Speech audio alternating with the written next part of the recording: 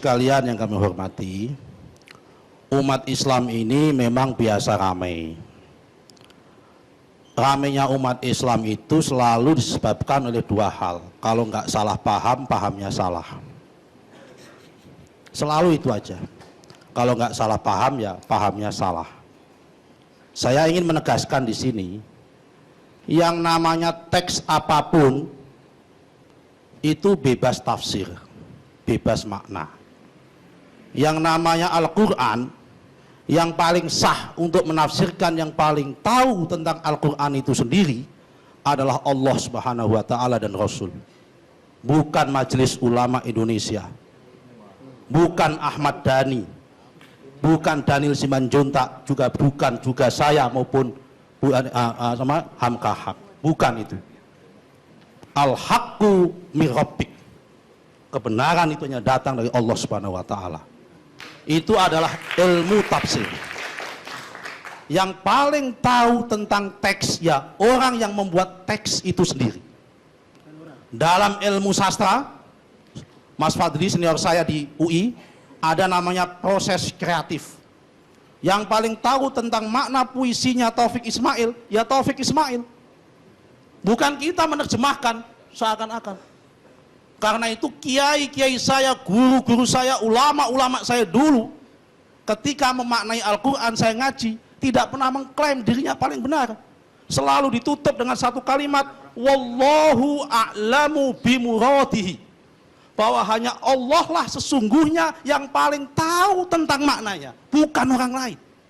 Karena itu kalau menjadi ulama, menjadi kiai, mengutip Al-Quran, jangan hanya mengutip dengan surat Al-Quran yang terjemahan. Man laisa syekh bil Quran wa syekhu wa syaiton. Barang siapa yang belajar Al-Quran tanpa guru, gurunya setan, multi interpretasi. Yang paling tahu tentang apa yang disampaikan si Buyani, ya si Buyani. Guntur bebas menafsirkan. Karena itu perlu tabayun. Malam ini dia menjelaskan, maksud saya nggak seperti itu. Yang paling tahu tentang apa yang disampaikan oleh Ahok di Pulau Seribu, ya Ahok, bukan orang lain. Itu ilmu tafsir, itu ilmu teks, hermeneutik.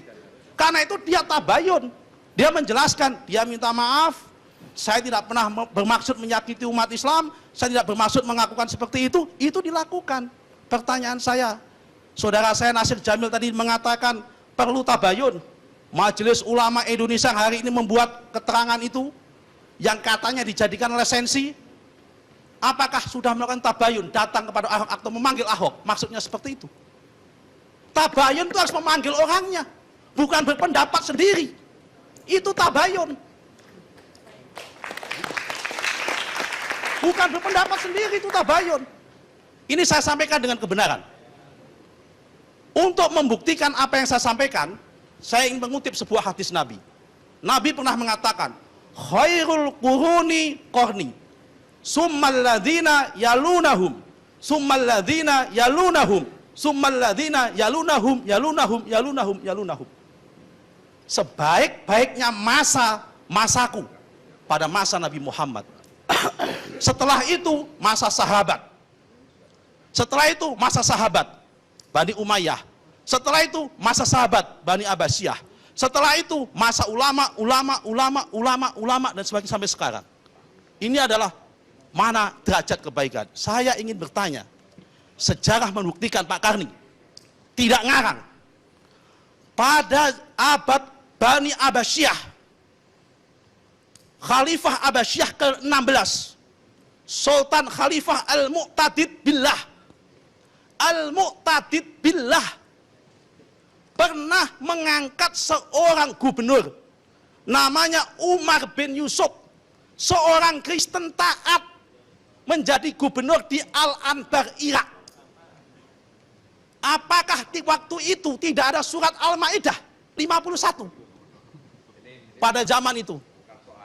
Apakah pada masa itu tidak ada ulama-ulama yang menafsirkan Al-Maidah? Mohon maaf.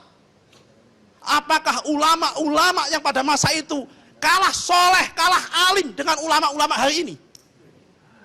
Bukti kedua, saya ingin mengatakan, dari semua ayat Al-Quran, terjemahan Al-Quran hanya teks bahasa Indonesia saja yang memaknai bahwa aulia itu pemimpin. Bahasa Inggris tidak ada. Waktu ada 1 menit. Ya kan? Tidak ada seperti itu. Karena itu Bapak Ibu sekalian, ini semua apa yang disampaikan Ahok itu tidak lepas dari konteks sosial hari ini. Sebelum Ahok dilantik menjadi gubernur menggantikan Pak Jokowi, sudah ada kok. Di ILC ini juga saya hadir.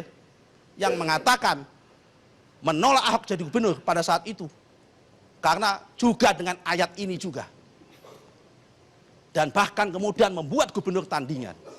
Saya ingin mengatakan, Indonesia ini negara Pancasila. Namanya negara Pancasila itu adalah hukum-hukum Islam, syariat Islam adalah harus kita hormati dalam konteks ranah privat. Tapi dalam konteks pengambilan keputusan ada konsensus bersama. Misakon golidon yang namanya Pancasila itu. Di dalam Pancasila sudah jelas Muslim, non-Muslim boleh menjadi pemimpin, boleh menjadi apapun. Karena itu Bapak sekalian, fakta mengatakan yang menggunakan ayat Al-Maidah untuk menolak Ahok hari ini di masjid-masjid itu ada. Jangan mengatakan tidak ada. Di YouTube ada. Nah, karena itu apa yang disampaikan Ahok sudah jelas.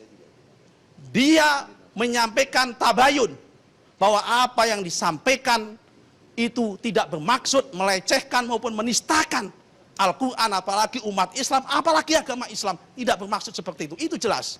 Yang paling tahu tentang omongan Ahok, ya Ahok sendiri.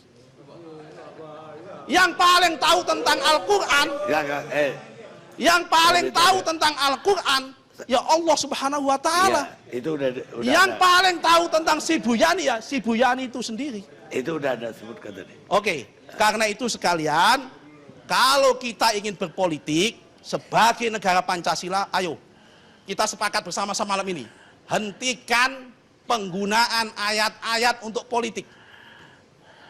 Ayat Al-Maidah tidak ada kaitannya dengan politik. Ayat Al-Maidah multi tafsir. Karena multi tafsir tidak usah dipakai justifikasi untuk menistakan orang, untuk melawan orang dan sebagainya.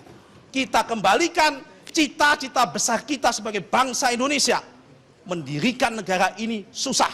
Baik. Mempertahankan negara ini jauh lebih susah. Karena itu negara ini tidak boleh bubar hanya karena urusan-urusan sepele. Baik. Sekian, terima kasih.